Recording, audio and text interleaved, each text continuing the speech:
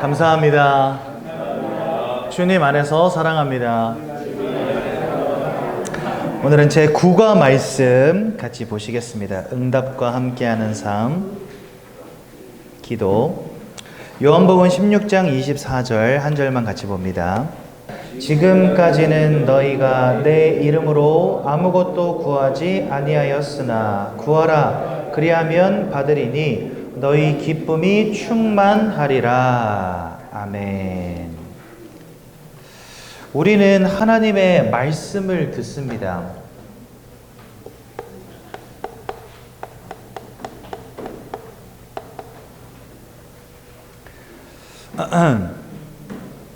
하나님의 말씀을 듣는데요. 우리는 왜 이 말씀을 매일 들어야 할까? 이걸 좀 고민해 봤으면 좋겠습니다. 예전에 제가 중고등부, 우리 교회 말고 다른 교회에서 중고등부를 담당할 때 어떤 중학생 하나가 교회를 한 달째 안 오는 거예요. 그래서 제가 쫓아갔어요.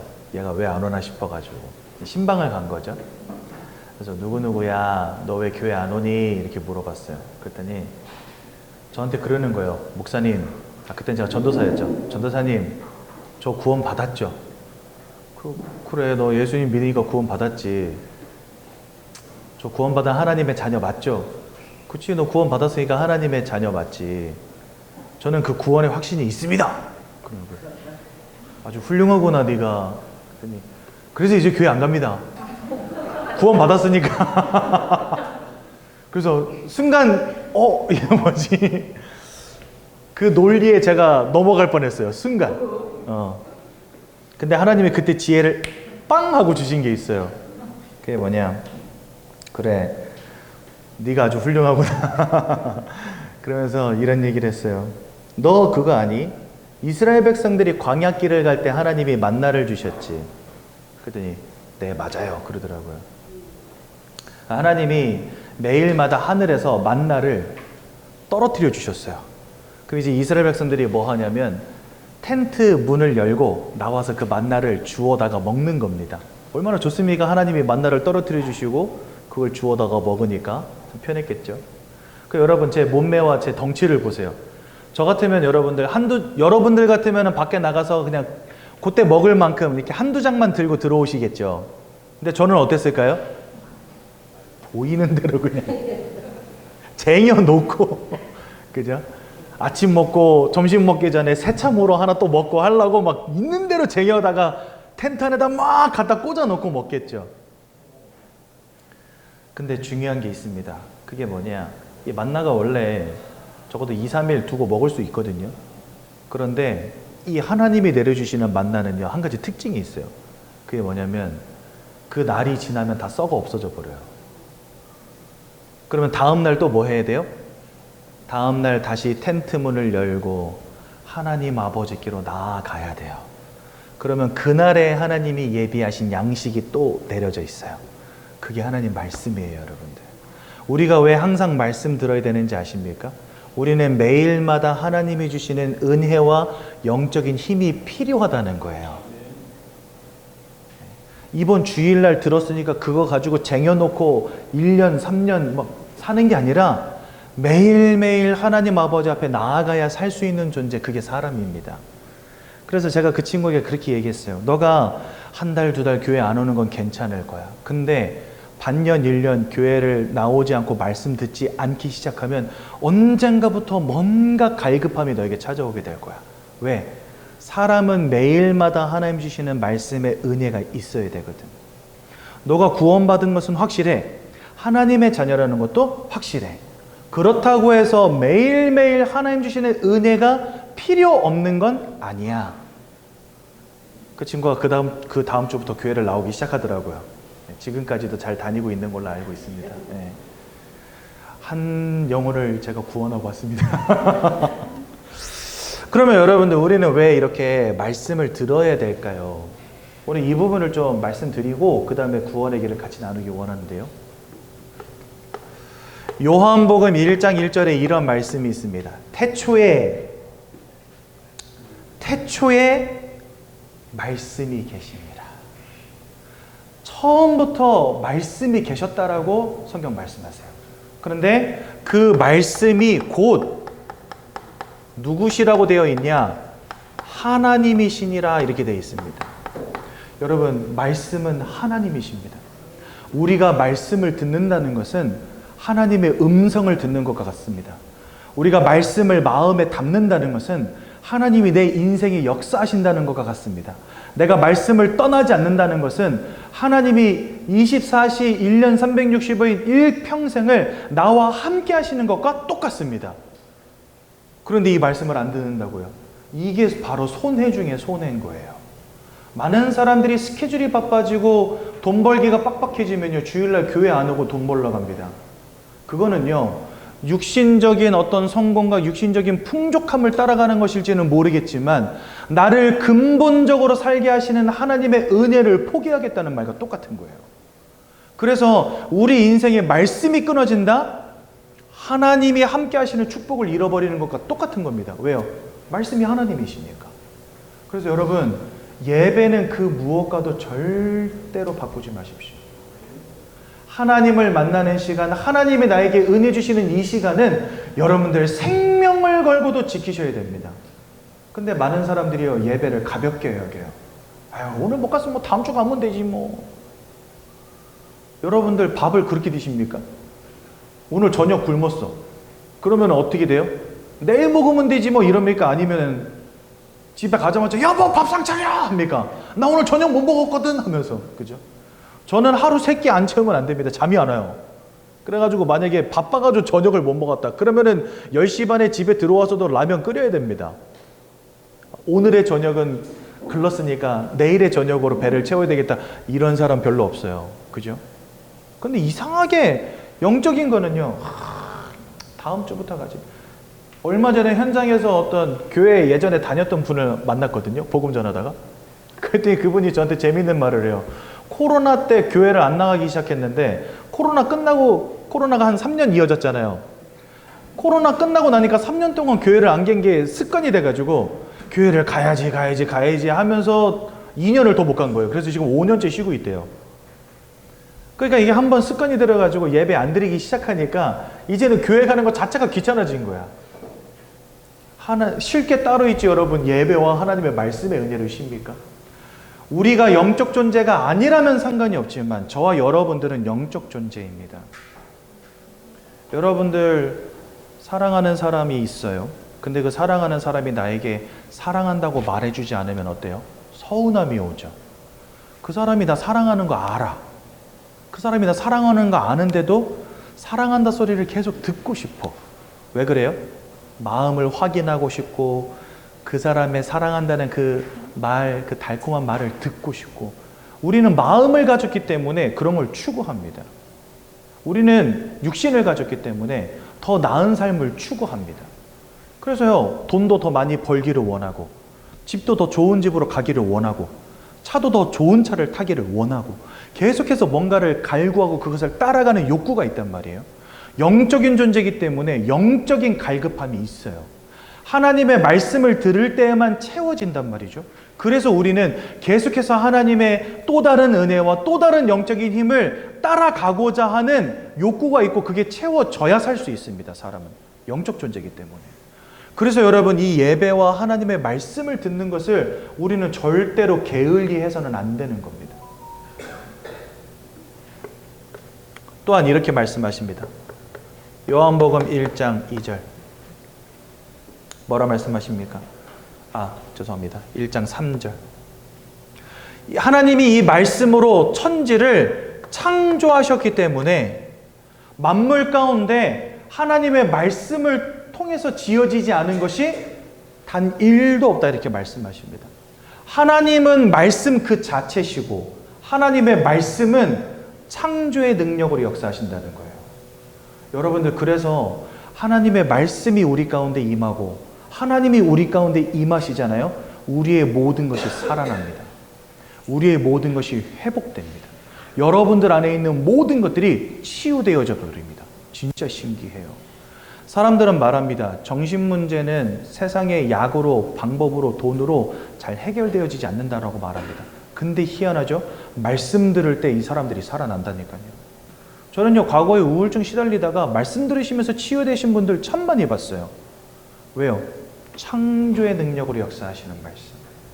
또한 요한복음 1장 4절엔 그 말씀이 곧 생명이니라 이렇게 말씀하십니다. 그 안에 생명이 있었고 이렇게 돼 있어요.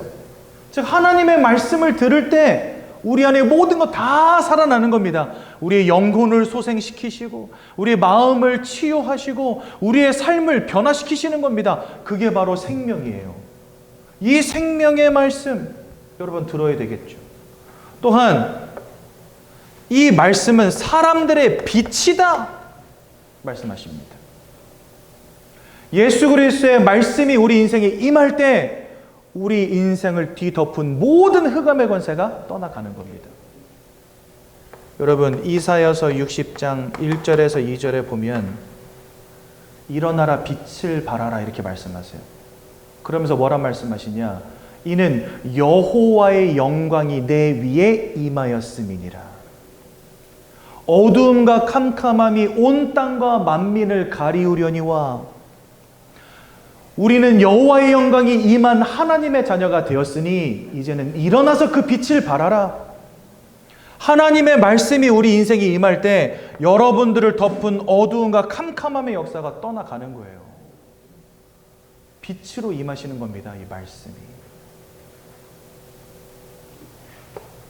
가장 결정적인 거 요한복음 1장 14절에 이 말씀이 육신이 되어 우리 가운데 거하시니 말씀이 육신이 되어 우리 가운데 거하시는 이가 누구십니까?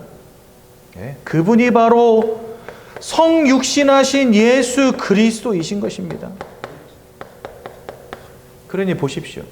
말씀은 하나님이시고 창조의 능력, 생명의 능력, 빛의 능력이 함께하고 그 말씀이 육신이 되어서 우리 가운데 오신 이가 바로 예수 그리스도. 그래서 여러분들 예수 그리스도는요 이 땅에 오셔서 하신 아주 중요한 일들이 있습니다. 그 첫 번째가 뭐냐? 우리의 인생을 사로잡은 흑암의 권세를 완전히 끝내신 것입니다. 골로새서 1장 13절 우리를 흑암의 권세에서 건져내어 사랑하는 아들의 나라로 옮기셨느니라. 우리가 이전에는 이 흑암, 어두움과 캄캄함의 이 흑암의 역사 가운데 우리가 있었어요. 그런데 성육신하신 예수 그리스도가 우리 안에 구원자로 임하실 때 우리를 사로잡은 흑암의 권세, 우리 인생을 덮어버린 어두움의 권세 다 떠나가 버리는 겁니다. 그러니 우리는 예수 그리스도를 믿고 붙잡고 바라봐야 되는 거예요. 요한복음 5장 24절 그리스도 예수 안에 영생이 있다 말씀하시면서요 우리를 사망에서 생명으로 옮겼느니라. 누가요? 그리스도 예수께서. 그러니까 흑암의 권세를 꺾으시고 우리 안에는 죄와 사망의 권세를 끝내신 것입니다. 그럼 이 창조는 무엇입니까? 우리가 이전에는 죄의 종이었으나 이제는 의의 종으로 행하느니라. 성경 우리에게 말씀하세요. 우리가 이전에는요 사단의 권세에 사로잡힌 자, 사단의 노예되어서 완전히 무너진 인생이었어요. 그런데 그런 우리를 하나님의 재창조의 역사로 살리신 것입니다. 무엇으로요?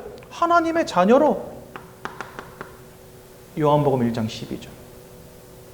그렇죠? 요한복음 14장 6절 영접하는 자에게 하나님의 자녀가 되는 권세를 주시고 우리를 새로운 피조물로 바꿔버리시는 거예요. 보라 이전 것은 지났으니 새 것이 되었도다. 옛사람은 끝났고 새로운 사람이 되었도다. 우리에게 말씀하십니다. 그게 창조지 뭐가 창조입니까? 여러분들을 새로운 피조물로 창조하신 겁니다. 그 말은 뭐예요?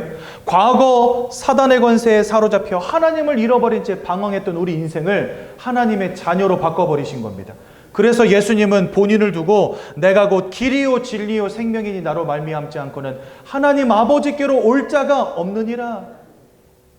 우리 인생에 왔었던 세 가지 근본적 문제, 말씀이신 하나님께서 그리스도 예수를 통해서 끝내신 줄로 믿습니다. 그래서 우리는요, 그리스도 예수를 붙잡는 거예요. 예수 그리스도를 바라보는 거예요. 예수 그리스도를 바라봄으로 하나님께로 나아가는 겁니다. 그것을 두고 우리는 뭐라고 말합니까? 그걸 구원이라고 하는 겁니다. 저와 여러분들은 참 너무 감사할 일이죠. 이런 하나님의 은혜 속에서 구원받은 하나님의 자녀가 되었다는 것. 얼마나 감사합니까? 구원받은 하나님의 자녀에게만 하나님 주시는 축복이 있습니다. 그게 뭐죠? 영원한 생명을 주신다 약속하셨고 천국을 허락하신다 말씀하셨어요. 그러니 여러분, 이 놀라운 축복을 우리가 절대 놓쳐서는 안 되겠죠. 더 중요한 거, 이 구원을 에베소서 2장 6절에서 8절에 보니까 하나님이 거저 우리에게 주셨다고 말씀하십니다. 너희가 그 믿음을 인하여, 그렇죠? 그 믿음을 인하여 구원을 얻었나니, 너희가 그 은혜를 인하여 믿음으로 말미암아 구원을 얻었나니, 이는 하나님의 선물이니라. 하나님이 구원을 선물로 주신대요. 이 자리에 계신 여러분들, 어떤 이는 뭔가 인생을 굉장히 훌륭하고 멋지게 사신 분도 있겠죠. 근데 어떤 이는 저처럼 완전히 망가져가지고 구르다가 온 사람도 있을 겁니다. 그죠? 그런데 하나님은 그 모든 것들과 상관이 없이 모두에게 동일하게 구원이라고 하는 선물을 나눠주신다는 거예요. 부족해도 상관없습니다. 연약해도 상관없습니다.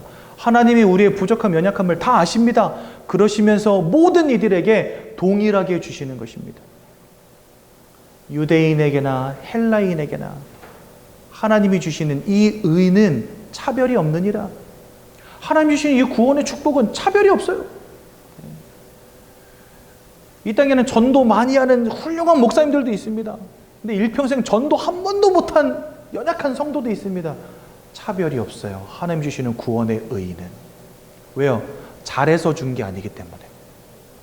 잘해서 주면은 차별이 있어요. 1등한테는 1등을 주고 2등한테는 2등 상품을 주고 3등한테는 3등 상품을 주는 게 맞잖아요. 잘하는 것 따라서 주는 거라면. 그런데 잘해서 주는 게 아니기 때문에 차별이 없어요. 모든 이에게 동등하게 나눠주시는 거기 때문에 우리의 연약함이 상관이 없어요. 그러니 오늘 이 자리에 계신 여러분들은 하나님 아버지께서 주시는 구원을 누구든 받아 누릴 수 있다는 겁니다. 이 얼마나 귀한 은혜고 얼마나 귀한 축복입니까? 그렇죠? 그래서 오늘도 우리는 어떻게 하면 저 구원에 이를 수 있는가 들어야 됩니다. 네. 예전에 한번 저한테 어떤 성도님이 되게 재밌는 질문 하셨어요. 목사님은 그리스도 외에는 할 말이 없니? 그리스도 외에는 할 말이 없네요. 그래서 제가 그랬습니다. 할 말 많습니다. 신학교에서 7년을 공부했는데 왜 할 말이 없겠습니까? 근데 7년을 공부해 보니까 답이 딱 하나 나더라고요. 아, 성경 창세기부터 요한계시록까지 온통 하고자 하는 말씀은 예수가 그리스도라는 거 외에는 하나님이 말씀하고 싶어 하시지 않는구나. 이 결론이 딱 나버렸어요. 여러분, 그리스도 예수의 언약만 들으시면 됩니다. 왜요? 성경의 주제가 그리스도이기 때문에. 그렇죠? 하나님께서 사람을 창조하셨다라고 성경 말씀하십니다. 아마 많은 사람들이 이 말에 동의 안 하겠죠. 왜요? 이 세상 사람들은 원숭이가 사람 됐다라고 믿기 때문에. 근데 성경은 우리에게 사람을 하나님이 창조하셨다라고 말씀하시고 하나님의 형상대로 창조하셨기 때문에 우리는 영적 존재라고 말씀하십니다. 우리가 절대로 원숭이와 같을 수 없는 이유. 여러분, 원숭이는요, 사람처럼 행동합니다. 굉장히 그 습성이 닮은 게 참 많아요. 뭐 해부학적으로 볼 때 구조도, 인체 구조도 비슷해요. 두개골도 얘네들은 약간 입 쪽이 튀어나왔을 뿐이지 두개골 모양도요, 만약에 이게 백골화되어 있다 그러면은 원숭이 두개골이랑 사람 두개골이랑 그 차이를 잘 알 수 없어요. 일반인들은요. 그냥 딱 보면 이건 흑인 두개골인가 이렇게 생각해요. 원숭이 두개골로 보면. 물론 송곳니가 굉장히 뾰족해가지고 송곳니만 보면 이건 짐승병가 보다 이렇게 생각은 할 수 있겠지만 모양이 되게 비슷하다는 거예요. 그래서 사람들은요, 아, 이게 너무 비슷한 면이 많으니까 아마도 이렇게 바뀐 게 아니겠냐 이렇게 생각을 하는 거죠. 그런데 아무리 비슷해도 절대적으로 원숭이와 사람을 구분짓는 한 가지 특징이 있습니다. 그게 뭐냐? 우리가 영적 존재라는 사실입니다. 저와 여러분들은 영적 행위를 한다는 것입니다. 그렇죠? 그래서 사람들은요, 제사도 지내고 고사도 지내고 예배도 드리고 미사도 드리고 불공도 드리고 돌탑도 쌓고 집에다 신주단지도 모셔놓고 부적도 갖다 붙이고 합니다. 그런데 이 땅에 그 어떤 동물이 제사 고사 지내는 거 보신 적 있습니까? 교회 가서 예배 드리는 동물 보신 적 있습니까? 예전에 한번 세상에 이런 일이에 불공 드리는 강아지 나온 적 있어요. 그래가지고 사람들이 가가지고 그 개한테 아이고 보살님 하면서 이렇게 인사를 하는 거예요. 근데 이 개가 새벽에 해 뜰 때만 되면은요, 그 법당 뒤에 있는 이렇게 언덕배기에 올라가가지고 저 하늘을 이러고서 이렇게 보고 있는 거예요, 매일. 이렇게 보고 있으니까 사람들이 지나가면서 아이고 보살님 하면서 지나가는 거 있죠. 그럼 제가 한번 물어보겠습니다. 그 개는 거기에서 먼 하늘을 바라보면서 기도하고 있었을까요? 아니면 그냥 멍하니 바라보고 있었던 걸까요? 저는요 100% 확신합니다. 그냥 아무 생각 없이 멍하니 저쪽 바라보고 있는데 사람들은 야 제가 불공 드린다 이러면서 감동받고 있는 거예요. 이 땅에 그 어떤 동물도 영적 행위 하지 않습니다. 그게 사람을 짐승의 범주에서 벗어나게 하는 유일한 특징이에요. 우리에게 영적인 이런 축복이 없었다. 진짜 짐승하고 별반 다를 게 없다니까요. 사람도요 보면. 근데 사람은요 희한합니다. 합리적인 생각을 하고 이성을 갖추었고 왜 하나님의 형상을 닮았거든요. 또한 영적인 행위를 합니다. 그래서 우리는요 동물과 짐승과 완벽하게 구별된 존재입니다. 절대로 이게 진화해서 사람이 될 수가 없어요.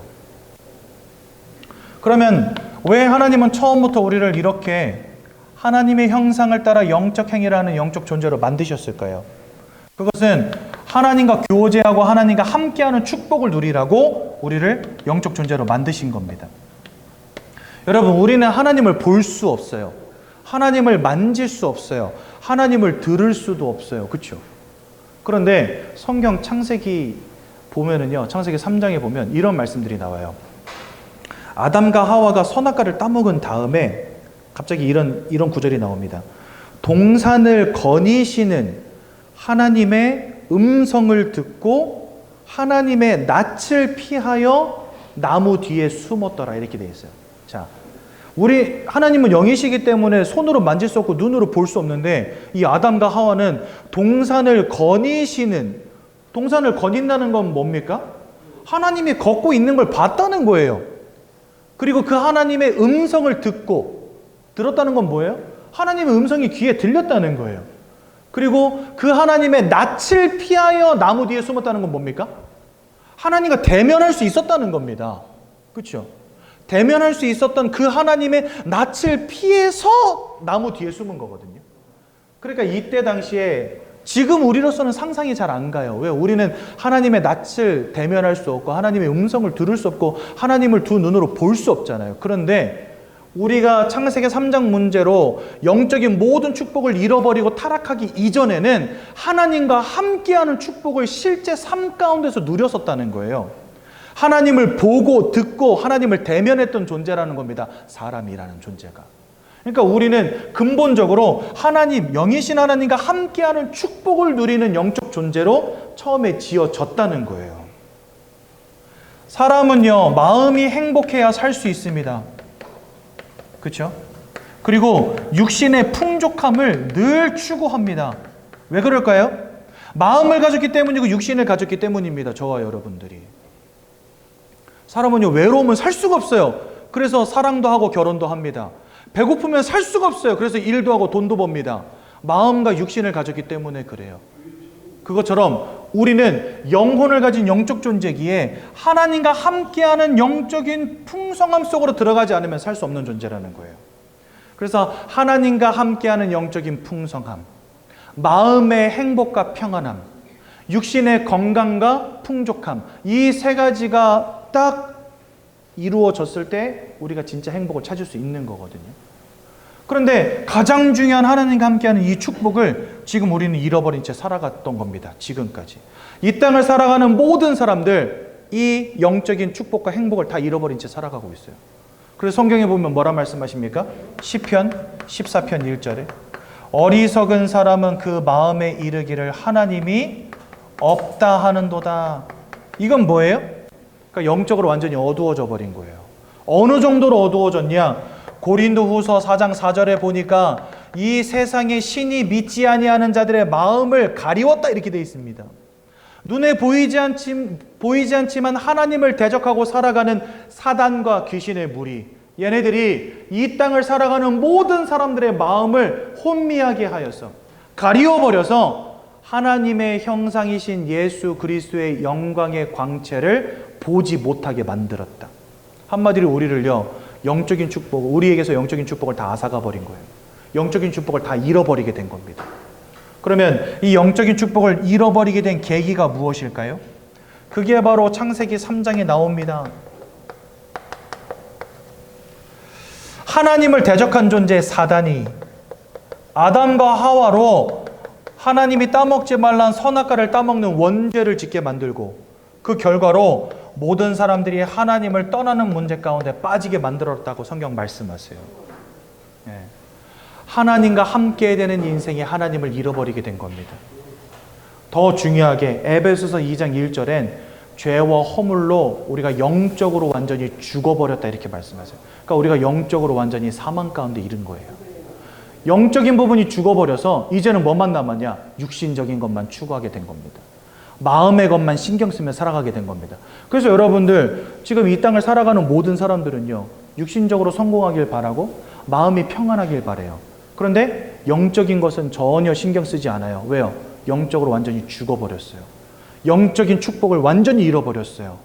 그러니까 영적인 것을 전혀 추구하지 않게 된 거예요. 이것을 두고 우리는 뭐라고 하냐? 근본적 문제라고 하는 것입니다. 이거 왜 근본적 문제라고 하냐? 사람은 하나님과 함께 해야 되는데 사단에게 속아서 죄를 지은 결과로 하나님을 떠나버렸기 때문에 그렇습니다. 그렇죠? 그러면 하나님을 떠나버린 결과는 무엇입니까? 첫 번째, 성경 요한복음 8장 44절은 너희는 너희 아비 마귀에게서 났다 이렇게 설명하십니다. 여러분들의 부모님이 마귀라는 게 아닙니다. 우리가 영적으로 하나님의 자녀였는데 이제는 이 모든 축복을 잃어버리고 사단에게 사로잡힌 존재가 되었다는 걸 의미하는 겁니다. 즉 여러분들의 신분 자체가 마귀의 자녀로 바뀌어지게 됐다는 거예요. 또 요한일서 3장 8절에는 이렇게 말씀하십니다. 죄를 짓는 자마다 마귀에게 속하였나니. 여러분들의 소속 자체가 사단 마귀로 바뀌어졌다는 겁니다. 이전에는 우리가 하나님께 속한 자, 하나님과 함께하는 자였는데 이 창세기 3장 원죄 사건으로 말미암아 이제는 마귀의 자녀로 신분이 바뀌어지고 마귀에게 속한 자가 된 겁니다. 영적으로 마귀에게 소속된 상태가 된 겁니다. 우린 이걸 세상말로 뭐라 하냐? 운명사주팔자라 합니다, 여러분들. 우리 인생에 뭔가 내가 원치 않는 불행의 문제, 뭔가 원치 않는 실패의 문제, 뭔가 원치 않는 사건, 사고의 문제가 막 다가온단 말이죠. 마음이 무너지기도 하고 삶이 무너지기도 하고 병들기도 하고 사건, 사고가 일어나기도 하고 우리 흔히 그것을 두고 야, 팔자 사납네 이렇게 이야기하잖아요. 그렇죠?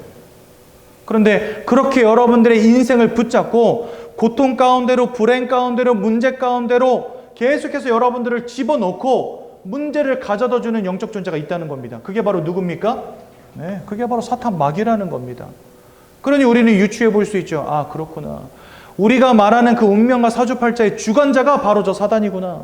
알 수 있는 겁니다. 계시록 12장 9절에 보니까 그는 천하를 꿰는 자다 이렇게 되어 있습니다. 여러분들을 속이는 자입니다. 요한복음 10장 10절에 사단을 두고 도적이라고 표현해 놨습니다. 모든 것을 빼앗고 죽이고 멸망시키려는 자다 이렇게 표현해 놓으셨습니다. 그러니까 여러분들의 인생을 한마디로 무너뜨리는 존재, 그게 사단입니다. 여러분들의 인생을 병들게 하는 존재, 그게 바로 사단입니다. 마음과 생각을 무너뜨리는 존재, 그게 바로 사단입니다. 삶과 육신을 무너뜨리는 존재, 그게 바로 사단입니다. 그런데 그런 사단에게 우리가 지금 완전히 사로잡히게 된 거예요. 언제부터? 하나님을 잃어버린 순간부터. 그렇죠? 그러니 이 속에서 우리의 마음과 생각도 다 무너지게 된 겁니다, 여러분들. 사람은 마음과 육신을 가졌기 때문에 이 마음과 육신을 가졌기 때문에 마음이 무너지면 육신이 병들어 버려요. 마음과 육신이 하나거든요. 육신이 무너지잖아요. 마음이 병들어 버려요. 사람은 그런 존재입니다. 그런데 여기다 더하여 사람은 진짜 하나님과 함께하는 축복을 누리는 영혼을 가진 영적 존재다. 이 육신과 마음과 영혼이 하나다. 그럼 어떻게 되겠습니까? 하나님이 함께하는 축복을 잃어버린 채 이 영적 배경 속에 이 사단이 함께한다. 이 꾀는 자가 함께하고 도적 같은 놈이 함께하고 거짓말장이 살인자가 함께한다. 어떻게 되겠습니까? 여러분들의 영혼이 아프고 무너지는 게 아니라 죄와 허물로 죽어버렸다 이렇게 말씀하신다니까요.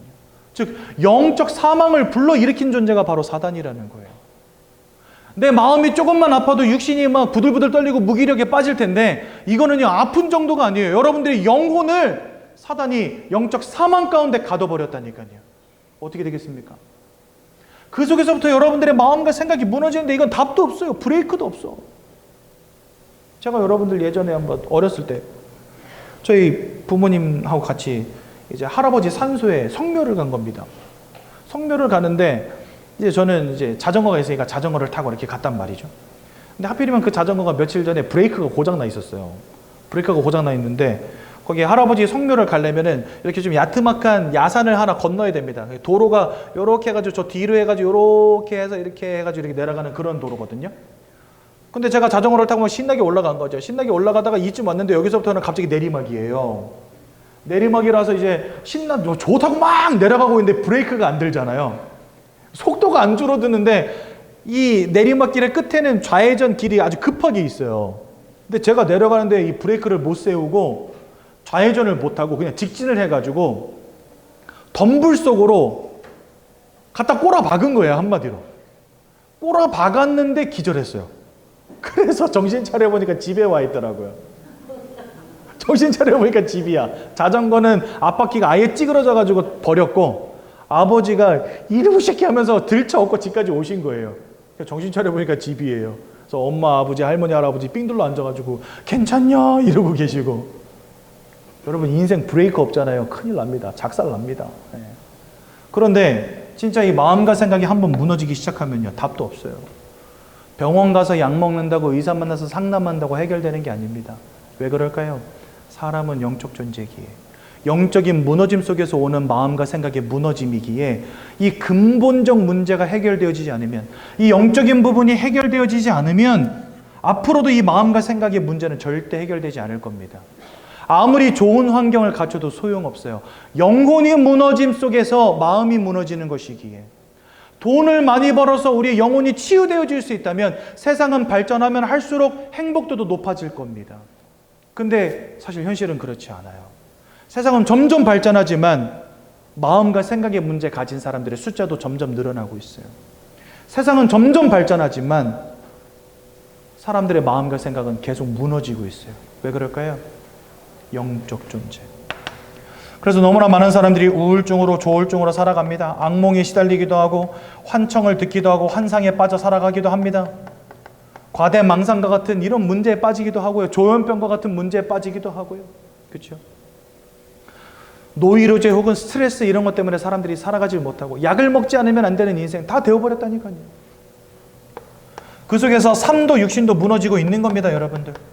술을 먹지 않으면 안 되는 인생, 약을 먹지 않으면 안 되는 인생, 마약을 하지 않으면 안 되는 인생, 방황하는 인생, 무너지는 인생, 실패하는 인생, 깨지는 인생, 박살나는 인생. 제가요, 얼마 전에 여러분들 서울시청 앞에서 자동차 사고 나가지고 9명이 한 번에 죽은 사고 있었잖아요. 그거 CCTV 영상을 봤거든요, 어저께.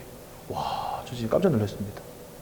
인도의 사람이 한 장면, 동영상 한 장면 속에 인도의 사람이 10명 넘게 있었어요. 이렇게 쭉 한 대여섯 명은 무리를 지어서 나무 앞에 서 있고, 그리고 2명은 이렇게 걸어가고 있고, 한 여성분은 그 옆에서 걸어가고 있고. 근데 갑자기 이 뒤에서부터 차가 완전 빠른 속도로 와가지고 걸어가던 2사람부터 덮쳐가지고 나무 앞에 있던 6명, 7명 쓸어버리고 그 뒤에 있었던 2명까지 다 치고 지나간 겁니다. 근데 이 차가 지나가기 전에 사람들이 줄을 지어 서 있는데 차가 웅 하고 진짜 1초 만에 쑥 하고 지나가는데 그 다음에는요 인도가 깨끗해져 있어요. 아무것도 남지 않고. 그런데 거기에서 천운이죠. 진짜 세상 사람들 말로 천운이라고 하는데 이 남자 2명하고 살짝 떨어져 걷던 여성분 한 분이 있어요. 그분은 차가 안 치고 지나간 거야. 그래가지고 뭐야 하고 이러면서 이분은 사셨어. 근데 그 외에 나머지 분들은요, 이 차가 진짜 한마디로 다 쓸고 지나가 버린 거예요. 누구 죄입니까 도대체? 이런 일은 왜 벌어졌습니까?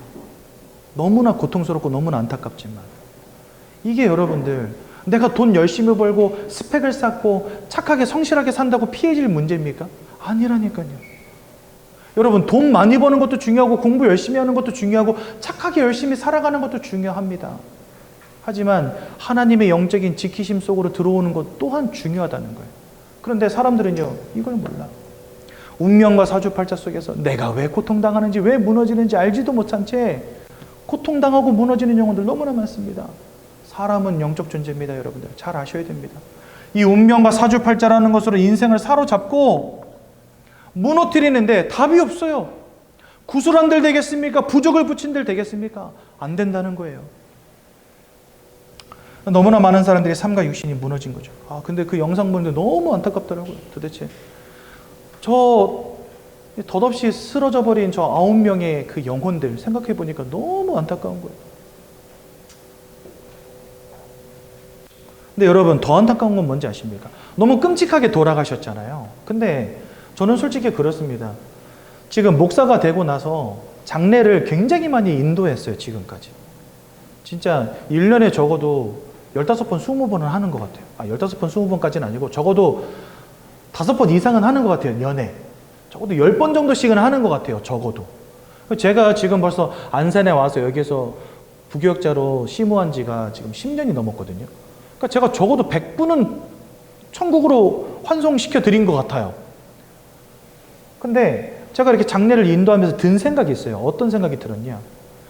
죽는 모양은 다를 수 있어요, 사람이. 어떤 사람은 병으로 죽고, 어떤 사람은 사고로 죽고, 그렇죠? 어떤 사람은 진짜 주무시다가 평안하게 돌아가시는 분들도 있고, 죽는 모양은 다 달라요. 그래서 조용히 주무시다가 돌아가시면 그거 호상이라고 하고, 뭔가 안타까운 그런 사고로 돌아가시면 좀 안타까운 죽음이다 이렇게 이야기하잖아요. 그렇죠? 근데 안타깝게 돌아가셨든지 좋게 돌아가셨든지 죽은 건 똑같아요. 그 육신에서 생명이 떠나갔다는 사실 하나만큼은 다 동일한 거예요. 내가 어떻게 죽냐보다 더 중요한 것은 어쨌든지 어떤 모양으로 죽든지 사람은 한 번 죽을 것인데 그 이후에 죽음으로 끝나는 게 아니라고 한다면 그 이후에 우리가 천국이냐 지옥이냐 하는 것은 더 중요한 문제라는 겁니다.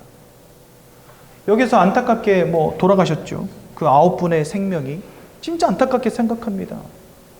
그런데 그분들에게 진짜 그리스도 예수가 있었다면 그 죽음 이후에 아마도 천국에 들어가시지 않았을게요. 안타까운 죽음 뒤에 더 끔찍한 결말이 기다릴 수도 있는 거죠. 안타깝지만. 그래서 여러분, 영적 존재인 우리는 하나님을 아는 축복 가운데로 빨리 들어가야 됩니다. 여러분들 돈 많이 버는 것도 중요하고 건강하게 오래 사는 것도 중요하지만 이 땅 떠나가는 날 하나님의 구원과 상관이 없다면 그 돈과 그 공부가 다 무슨 소용입니까? 죽을 때 하나 한 푼 가져갈 수도 없는 그거. 그죠? 자녀들에게 물려줄 수는 있겠죠. 근데 여러분들 돌아가실 때 강남에 빌딩 10채를 갖고 있든 그게 여러분들하고 무슨 상관입니까? 그거 가져가서 천국에서 거기에 사시겠습니까? 아니란 말이죠. 실오라기 하나 가져갈 수가 없어요. 이 생의 것은. 그렇지 않습니까? 그래서 우리는요, 그리스도 예수를 통하여 하나님이 허락하신 구원과 영생의 축복이 무엇인지를 아는 지혜가 필요한 것입니다. 그래서 호세아서에서는 하나님이 이렇게 말씀하세요. 내 백성이 지식이 없어 망하는도다 이렇게 말씀하세요. 무슨 지식이겠습니까? 바로 이 영적인 지식을 말하는 겁니다. 그렇죠? 참 갑자기 또 그 장면이 생각나가지고 많이 안타까운데 그 보는데 너무 가슴이 답답하더라고요, 진짜. 참 안타깝다. 참 저 가족들의 마음은 어떨까 이런 마음이 드니까 아이고야. 저는 그분들하고 상관없는 사람들인데도 그 영상을 보는데 진짜 막 가슴이 먹먹하더라고요. 근데 그 유가족분들도 아마 보신 분들 있을 거 아니에요. 야, 진짜 저분들은 가슴이 찢어지겠다 이런 생각이 드는 거 있죠. 우리 진짜 예수 그리스도의 복음을 정확히 깨닫고 하나님 허락하신 구원의 축복 가운데로 들어가야 되겠습니다. 그러지 않으면 안 됩니다. 사람은 영적 존재기. 이렇게 마음과 생각이 무너지니 여러분들 사람들 뭐 할 수밖에 없죠? 이거 할 수밖에 없어요. 네. 돼지머리 살마다 넣고 콧구멍에다 만원짜리 끼놓고 막 열심히 절합니다. 저는요, 어렸을 때부터 무슨 기억만 남아있냐. 어렸을 때 여러분들 좋은 추억들 다 하나씩은 가지고 계시잖아요. 근데 저는 그런 좋은 추억들보다 스님이 오셔가지고 목탁 두들기면서 고사했던 거, 무당이 와가지고 막 흰색, 노란색, 빨간색, 파란색 천 쫙 깔아놓고 검은색 천 쫙 깔아놓고 거기서 막 이게 방울 두고 방방 뛰는 거, 제 어릴 적 기억 속엔 그거밖에 없어요. 아버지가 자정되면 궁뎅이 뻥 걷어차가지고 일어나 이 새끼야 제사 지내야지 이러면 일어나가지고 졸린데 이러고 서 있다가 아버지가 뻥 걷어차면 앞으로 납작 앞으로 가지고 이렇게 졸다가 그 목덜미 잡고 일으키면 아 죽겠다 이러면서 일어나고, 그런 기억밖에 없어요. 저는요, 어렸을 때부터 온통 우상숭배하는 기억. 저희 할아버지가 항상 이렇게 두꺼운 손바닥만한 족보인데 두께가 이래요. 가죽으로 만들어진 족보거든요. 저를 항상 무릎에다 탁 앉혀놓고 한 2달에 한 번, 3달에 한 번씩 그거를 처음부터 끝까지 다 읽어주세요. 한자로 다 써있는데 그걸 다 읽으시더라고요. 그러면서 너의 우리 남양홍 씨의 시조 홍천한지 홍태양인지 기억도 안 나. 하도 오래돼가지고. 아무튼 홍천한지 홍태양 할아버지로부터 네가 우리 남양홍 씨 문정공파 37대 손이다 이러면서 처음부터 끝까지 쭉 읽어주시는 거예요. 그러면서 끝에는 뭐냐, 뼈대 있는 양반 가문이니까 어르신들을 잘 섬겨야 된다. 그래서 앞으로 네가 제사 열심히 지내야 되니까 할아버지들 성함 잊지 말고 이러면서 항상 읽어주셨어요. 그 족보를. 그러니까 저희 집은요, 뼈대 깊은 그런 양반 가문이라고 제사를 얼마나 많이 지냈는지 찢어지게 가난해가지고 진짜 세상 말로 가진 것도 없는데 진짜 생 그지였는데, 제 어렸을 때 우리 집이 그렇게 가난했거든요. 근데 제사상은 막 거나하게 차립니다. 1년에 몇 번씩 그거를 이렇게 차려가지고 저희 어머니 허리 나가고 손목 나가면서 전 뒤집고 이래가지고 우상숭배했어요. 근데 여러분, 고린도전서 10장 20절에 보니까 대저 이방인이 하는 제사는 누구와 교제하는 것이니라? 여러분, 재미있는 사실을 하나를 드릴게요. 성경에 이렇게 말씀하세요. 내 이름으로 둘 셋이 모인 자리에는 나도 그곳에 너희와 함께 하느니라. 이게 왜 가능한지 아십니까? 저와 여러분들이 영적 존재이기 때문에 예배하는 이곳에 영이신 하나님이 역사하십니다. 영이신 하나님이 임재하십니다. 왜요? 하나님은 예배받기를 원하시거든요. 우리에게 은혜 주시길 원하시거든요. 그래서 우리가 모인 이 자리에 지금 하나님의 성령으로 임재하십니다.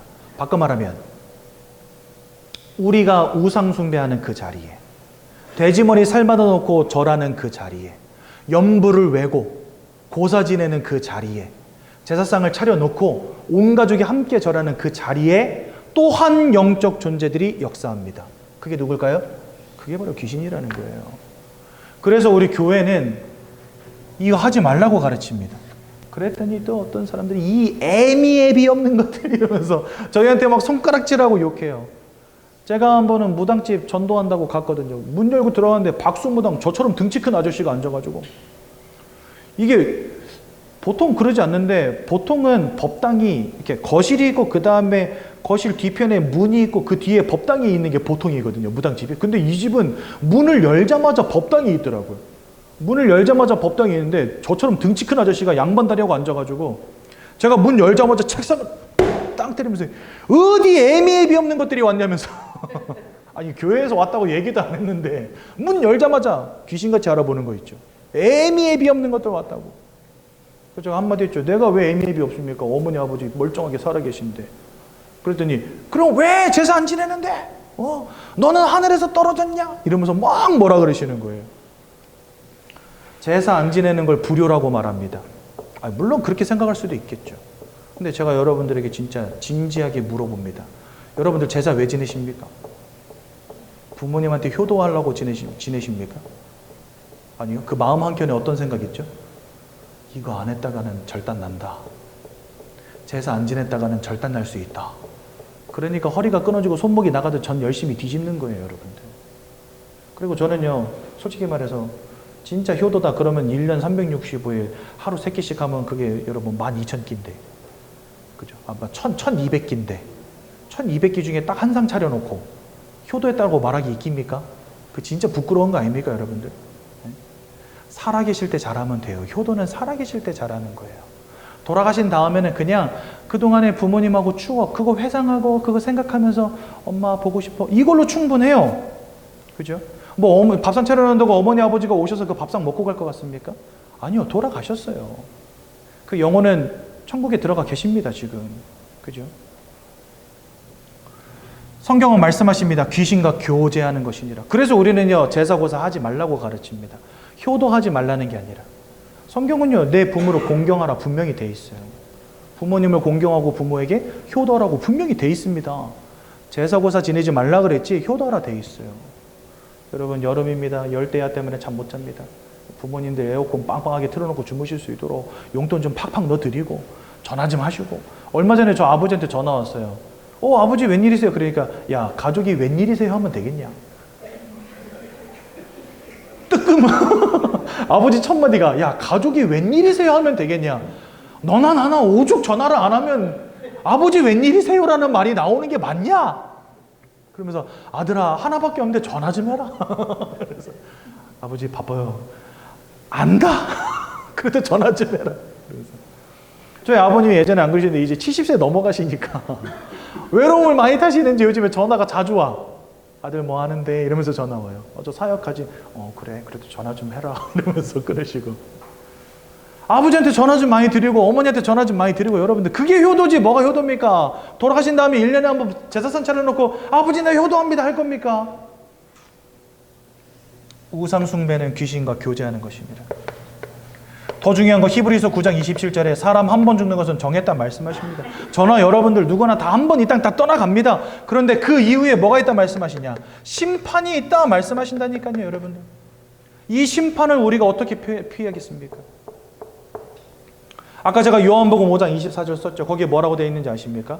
나를 믿는 자, 나 보내신 이를 믿는 자는 심판에 이르지 아니하고, 그죠? 사망에 이르지 아니하고 심판에 이르지 아니하고 영생을 얻나니 사망에서 생명으로 옮겨느니라 말씀하십니다. 이 땅을 하나님 알지 못한 채 떠나가는 모든 자들 심판에 이르게 되겠지만 저와 여러분들은 심판에 이르지 않습니다. 왜요? 예수 그리스도를 통하여 이미 심판과 상관이 없는 구원에 이른 자들이 됐기 때문에.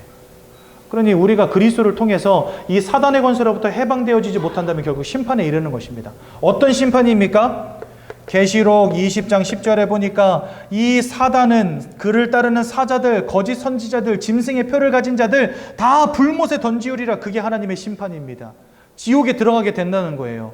마태복음 24장 51절에 보니까 이 지옥은 마귀와 그의 사자들을 위해서 예비된 곳이다 이렇게 되어 있습니다. 근데 계시록 20장 14절에는 음부의 권세, 사망의 권세도 지옥에 들어가게 된다 이렇게 되어 있어요. 그러니까 여러분, 사단과 그에 속한 모든 것들, 사단의 권세까지도 다 지옥으로 들어가는 겁니다. 근데 아까 제가 뭐라 그랬죠? 우리가 누구에게 속해 있다고요? 이거 진짜 무서운 말인 거예요. 그래서 여러분, 죄를 짓는 자마다 마귀에게 속하였나니, 우리 사단 마귀에게 소속돼 있다니까요. 근데 이 지옥은 사단과 사단에게 소속된 모든 것들을 위해서 예비된 곳이라는 겁니다. 하나님을 만나지 못한다면 여러분들의 끝은 아무리 착하게 살아도 이 신분이 바뀌지 않는 이상 여러분들의 끝은 지옥이 되는 겁니다. 착한 놈이 천국 가고 못된 놈이 지옥 가는 게 아니에요. 사단에게 사로잡힌 자들을 가두려고 만드신 게 지옥이기 때문에. 여러분, 지옥의 목적을 알아야 돼요. 지옥의 목적을. 그래야 잘못된 사상에 빠지지 않는 겁니다. 지옥은 나쁜 놈들 가두려고 있는 것이 아닙니다. 나쁜 놈들 가두려고 있는 곳이라면 나쁜 놈들 들어가겠죠. 근데 하나님이 처음부터 지옥을 디자인하신 이유는 뭐냐? 사단과 그의 졸개들을 가두기 위함이라니까요. 그래서 사단에게 소속된 모든 것들 함께 들어가는 겁니다. 무슨 말인지 이해가 되시죠? 6번째, 여러분들의 후대도 여기서 자유롭지 못합니다. 왜 그럴까요? 로마서 3장 10절 의인은 없나니 하나도 없고 23절 모든 사람이 죄를 범하였으며 하나님의 영광에 이르지 못하게 되었기 때문에. 그러니까 한 명의 예외도 없이 다 하나님을 떠나 있는 겁니다. 여러분들의 자녀, 앞으로 미래에 태어날 모든 사람들 다 동일합니다. 한 명의 예외도 없이 다 하나님을 잃어버린 채 사단 마귀에게 붙잡혀 있는 겁니다. 그러면 그 끝은 어떻게 될까요? 예수를 알지 못한다면 그 끝은 하나님의 심판에 이르게 되는 것입니다. 그지요? 우리가 이 문제를 어떻게 해결하겠습니까? 착하게 산다고 되겠습니까? 돈 많이 번다 되겠습니까? 그곳으로 해결되어지지 않기 때문에 아까 제가 말씀드린 요한복음 1장 14절의 말씀처럼 말씀이신 하나님이 육신이 되어 이 땅에 오신 것입니다. 그게 바로 누구시죠? 그게 바로 그리스도 예수 아닙니까? 근데 예수님이 오셔서요, 우리의 인생의 문제를 어떻게 해결하셨냐? 십자가에 못 박혀 죽으심으로 해결하셨어요. 여러분, 우리가 보통 생각할 때 우리 인생의 문제가 뭡니까? 돈이 없는 거, 건강하지 못한 거, 성공하지 못한 거, 실패한 거, 사건 사고에 휘말리는 거, 이런 거잖아요. 그렇죠? 그래서 사람들은요, 다 뭘 원합니까? 내가 부자 되길 원하고, 건강하길 원하고, 사건 사고 없이 형통하길 바라고, 범사가 잘 되길 바라고, 뭔가 문제가 생겼을 때는 그것이 매끄럽게 해결되길 바라고. 그렇죠? 그럼 예수님 오셔서 그거 해주시면 되잖아요. 소송에 휘말린 사람이 있으면 억울함을 풀어주고, 병든 자 있으면 고쳐주시고, 그렇죠? 돈 없는 사람이 있어 황금 덩어리 좀 주시고, 못 배운 자 있으면 좀 가르쳐 주시고, 예수님 그거 하시면 될 거 아니에요. 우리 인생의 문제가 그런 것들이라고 한다면, 근데 예수님은요, 그거 하시지 않고 뭐 하셨습니까? 십자가에서 죽으셨단 말이죠. 왜 십자가에서 죽으셨을까요? 쉽게 말하자면 십자가에서 죽으시는 것 외에는, 십자가에서 죽으셔야만 해결되어지는 저와 여러분들에게 와 있는 인생의 문제가 있다는 겁니다. 그게 뭘까요? 예수님이 십자가에서 죽지 않으면 안 되는 저와 여러분들이 걸려있는 인생의 문제가 있다는 겁니다. 그게 뭘까요? 네. 사단에게 사로잡힌 것, 죄악 가운데 사로잡힌 것, 하나님을 떠난 이 문제. 이거는 돈으로, 지식으로, 열심으로 해결되는 게 아니기 때문에, 오직 무엇으로만 해결 가능합니까? 십자가에서 주님이 피 흘려주시고 죽으셔야만 해결되어지는 문제이기 때문에, 그래서 주님은 십자가 지신 겁니다. 또 사흘 만에 부활하신 것입니다. 그죠? 요한일서 3장 8절에 이렇게 말씀하십니다. 아들이 나타나신 것은 마귀가 하는 모든 일을 멸하기 위함이니라. 그래서 예수님은 사단의 권세를 꺾으신 참 왕이 되십니다. 로마서 8장 1절에서 2절에 보니까 예수 안에 있는 자는 결코 정죄함이 없다 말씀하시면서 죄와 사망의 법에서 우리를 해방하셨는데, 그 방법이 뭐냐? 생명의 성령의 법으로 우리를 해방하셨다. 그래서 예수님은 십자가에서 못 박혀 죽으시고 우리를 위해서 피 흘려주시고 죽으심으로 우리의 모든 죄악의 문제를 끝내셨습니다. 그래서 우리는 그분을 참 제사장이라 부릅니다. 요한복음 14장 6절에 보니까 내가 곧 길이요 진리요 생명이니 하나님을 떠난 문제, 아버지를, 예수를 통하지 않고는 아버지께로 올 자가 없다 분명히 말씀하십니다. 그 말은 뭐죠? 예수님만이 하나님을 만나는 유일한 길, 참 선지자가 되신다는 것입니다. 이 예수님이 2000년 전에 사람의 몸을 입고 오셔서 고난당하시고 고통당하시고 창에 찔리시고 십자가에 못 박혀 죽으시고 피 흘려주시고 우리를 위해서 생명을 내어주심으로, 또 돌아가신 지 사흘 만에 부활하심으로 우리를 위한 구원을 십자가에서 완전히 영원히 완벽하게 이루어내신 것입니다. 그 예수님은 우리 누구라 부릅니까? 이게 바로 그리스도라는 말의 의미입니다. 십자가에서 나를 위해서 죽으사 우리 인생의 근본의 문제를 끝내시고 우리 인생의 고통을 꺾으시고 하나님의 자녀 삼으시고 천국과 영생을 허락하신 그 예수를 우리는 그리스도라고 부르는 겁니다. 그 그리스도가 우리 안에 구원자로 임하실 때 우리가 하나님의 자녀가 되는 것입니다. 그러니 여러분, 이 시간 예수님을 마음속에 영접하여 하나님의 자녀 되는 것은 고민할 일이 아니라 당연히 그리해야 되겠죠. 15페이지를 펴보시기 바랍니다. 오늘 양육교재 15페이지. 말을 세게 빨리 엄청 많이 했더니 그냥 목이 그냥 물 한잔 하고. 우리 15페이지에 있는 영접 기도문을 우리 함께 고백함으로 예수님을 마음속에 영접하도록 하겠습니다. 사랑의 하나님, 이제 나는 죄인인 것을 깨닫고 회개합니다. 지금까지 하나님을 떠나 사단의 지배 아래 묶여 종노릇하며 살았습니다. 그러나 예수님이 저를 위하여 십자가에서 죽으시고 3일 만에 부활하신 그리스도이심을 믿습니다. 예수 그리스도께서 하나님을 만나는 유일한 길이 되시며 사탄을 권세를 꺾으시고 모든 죄와 저주와 재앙에서 나를 해방하신 그리스도 되심을 믿습니다. 지금 이 순간 내 마음의 문을 열고 예수님을 나의 구주로 나의 주인으로 내 마음에 영접합니다. 나를 구원해 주심을 감사드립니다. 앞으로 하나님의 말씀과 뜻대로 살겠습니다. 지금부터 일평생을 세밀히 인도해 주옵소서. 예수 그리스도 이름으로 기도합니다. 아멘. 오늘 구가 내용 살짝 살펴보겠습니다. 내용만 살짝 살필게요. 13페이지 펴보시기 바랍니다. 응답과 함께하는 삶, 기도입니다. 불신자의 기도가 응답되는 이유가 무엇일까요? 기도는 영적인 행위이기 때문에 그렇습니다. 또 모든 종교는 모두 기도문이나 기도의 행위를 하죠. 돌이나 나무에 절하는데 응답이 오기도 하고, 종이 그림, 사진을 놓고 기도하는데 응답이 오기도 하고, 심지어 동물에게 절하는데 응답이 옵니다. 그 이유는 뭐냐면 응답을 주는 자가 있기 때문에 그렇습니다. 이 사단은요, 불신자들이 기도할 때 그 기도의 응답을, 그 소원을 들어줍니다. 제가 예전에 복음 전하다가 남묘호랑객교 믿는 아줌마를 만났어요. 이 아줌마가 자기가 암에 걸려 있었는데 남묘호랑객교를 믿고 나서 2년 만에 암이 치유가 됐대요. 근데 그 방법이 뭐냐? 아침마다 목욕 제기하고 아침마다 2시간씩 남묘호랑객교 이것만 한 겁니다. 근데 암이 떠나가 버렸어요. 예수 믿으라 하니까 자기는 예수 믿을 필요 없다는 거예요. 사단이 응답을 주는 이유는 뭐겠습니까? 결국 그 응답으로 말미암아 하나님을 바라보지 못하게 만드는 거 있죠. 그래서 여러분들 불신 세상에 살아가는 많은 사람들 가운데 성공자도 많고 뭔가 잘 사는 사람들도 많고 이상하지 않습니까? 하나님, 우리 예수 믿는 사람들이 이렇게 잘 못 살고 문제 가운데 있고 어려움 가운데 있는데 왜 불신자들은 저렇게 잘 나갑니까? 호세아 선지자가 하나님한테 그렇게 물어봤어요. 그때 하나님 뭐라 말씀하십니까? 장차 그들에게 임할 재앙이 있다, 이렇게 말씀하십니다. 그 장차 임할 재앙은 뭘까요? 그렇죠. 이 땅 떠나가는 날 하나님의 심판대 앞에서 저 지옥 불구덩이 속으로 던져지는 재앙을 말씀하시는 거죠. 그러니까 여러분들, 우리가 뭔가 응답받는 거, 그거에 너무 집중하지 마세요. 다른 종교, 다른 이상한 사상을 따라가는 사람들도 응답받고 살고 있어요. 병이 낫기도 하고, 그죠? 갑자기 무너지던 사업이 잘 되기도 하고. 그런데 그렇다고 해서 그들이 하나님인 것은 아닙니다. 우리의 영혼을 구원할 능력이 거기엔 없다는 게 문제인 거예요. 사단을 꺾을 능력이 그들에게 없다는 게 문제고, 우리에게 영생을 줄 능력이 그들에게 없다는 게 문제인 겁니다. 그렇죠? 그래서 여러분, 응답이 기준이 되면 절대 안 됩니다. 불신자들도 응답받고 있어요. 응답을 주는 자 있습니다. 요한복음 10장 10절에 도적이라 되어 있고, 천하를 꿰는 자, 살인자, 거짓말장이라고 되어 있고, 광명의 천사처럼 가장하는 자다. 그래서 여러분, 이 녀석은 속이는 자라는 겁니다. 그렇죠? 사기꾼 생각해보세요. 여러분, 처음부터 속입니까? 아니에요. 처음에 오면은요, 인상 좋게 와가지고 막 투자하면은 진짜 막 수익금도 주고 합니다. 그러니까 사람들이 처음에는 1,000만 원 했다 나중에 1억 하고 나중에는 전 재산을 때려 붓죠. 왜? 진짜 수익금이 나오니까.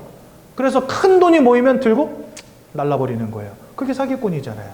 그러니까 불신자들에게도 응답을 줘요. 그러니까 막 이 사람들이 좋다고 우상숭배합니다. 근데 나중에는요, 완전 무너뜨리고 결국은 지옥 불구덩이 속에 던져지게 하는 겁니다. 이게 사단이 하는 짓이에요. 더 큰 응답이 오는 것처럼 보이지만 더 큰 실패, 더 큰 고통, 더 큰 재앙에 빠지는 게 만드는 게 바로 사단이 주는 응답이라는 겁니다. 그러면 하나님 자녀의 기도는 어떻습니까? 오직 하나님의 자녀만 하나님께 기도할 수 있고, 예수 이름으로 기도할 때 응답됩니다. 그리고 기도하는 자에게 하나님 성령을 주시고, 하나님의 자녀의 기도는 역사하는 힘이 크다. 그래서 끝까지 인내하며 기도하면 하나님 반드시 그 기도에 응답하십니다. 더 중요한 건 내가 기도에 응답을 받았다 못 받았다, 뭐 기적이 일어났다, 응답이 왔다 안 왔다, 그것과 상관이 없이 우리가 하나님의 자녀된 순간 우리는 이미 천국과 영생을 소유한 하나님의 백성이 되었다는 거, 이게 제일 중요합니다. 그렇죠? 결론, 살아계신 하나님을 체험하는 최고의 방법이 기도입니다. 우리는 하나님 볼 수도 없어요. 만질 수도 없어요. 들을 수도 없어요. 하지만 하나님 살아계신 방법을 체험하는 방법, 기도입니다. 내 기도를 들으시는 이가 있고 응답 주시는 이가 있어야 기도가 응답이 될 거 아니에요. 근데 기도가 응답이 된다는 건 뭘 의미하죠? 내 기도를 들으시는 하나님이 살아계시다는 증거입니다. 그래서 기도가 살아계신 하나님을 체험하는 아주 좋은 방법인 거죠. 오늘부터 기도에 도전하시고 살아계신 하나님 체험하시기 바랍니다. 제가 한번 기도하고 말씀 마칩니다. 살아계신 하나님 은혜 감사합니다. 우리 새가족 성도님들 축복하여 주시고 날마다 그리스도 예수의 언약만 붙잡게 하여 주옵소서. 예수님 이름으로 기도드렸습니다. 아멘.